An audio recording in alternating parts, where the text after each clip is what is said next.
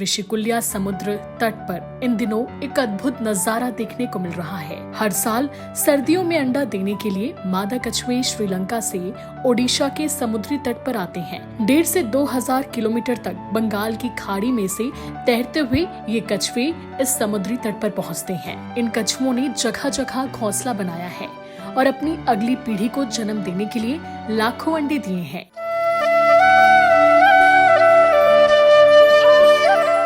ओडिशा के गंजाम जिले के ऋषिकुल्या समुद्र तट पर इन दिनों एक अद्भुत नजारा देखने को मिल रहा है।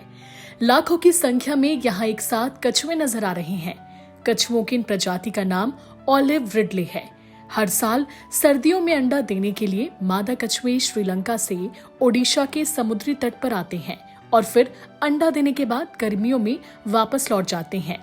1.5 से 2,000 किलोमीटर तक बंगाल की खाड़ी में से तैरते हुए ये कछुए इस समुद्री तट पर पहुंचते हैं। बताया जा रहा है कि करीब 6.5 लाख ऑलिव रिडले कछुए श्रीलंका से ओडिशा के तट पर पहुंचे हुए हैं और उन्होंने अब तक 5.5 लाख से भी अधिक अंडे दे दिए हैं।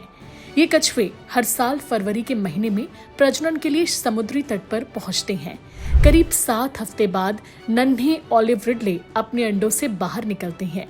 ये यात्रा काफी ज्यादा अहम मानी जाती है। समुद्र तट की सुनहरी रेत पर इन कछुओं ने जगह जगह घोंसला बनाया है और अपनी अगली पीढ़ी को जन्म देने के लिए लाखों अंडे दिए हैं।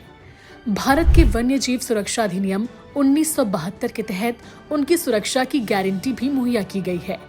कछुओं की सुरक्षा को ध्यान में रखते हुए ओडिशा सरकार ने 1 नवंबर से 31 मई तक इस क्षेत्र में मछली पकड़ने की गतिविधियों पर प्रतिबंध लगा दिया है। वहीं अंडों की सुरक्षा सुनिश्चित करने के लिए ऋषिकुल्या समुद्र तट को 50 हिस्सों में बांटा गया है। ऑलिव रिडले कछुए समुद्री परिस्थितियों की तंत्र का अहम हिस्सा है। ये समुद्री जीवन के संतुलन को बनाए रखने में मदद करते हैं। इनका समुद्री तट पर आना अच्छा संकेत माना जाता है, इसीलिए सरकार भी इन पर विशेष ध्यान रखती है। Bureau report, CG Bhaskar.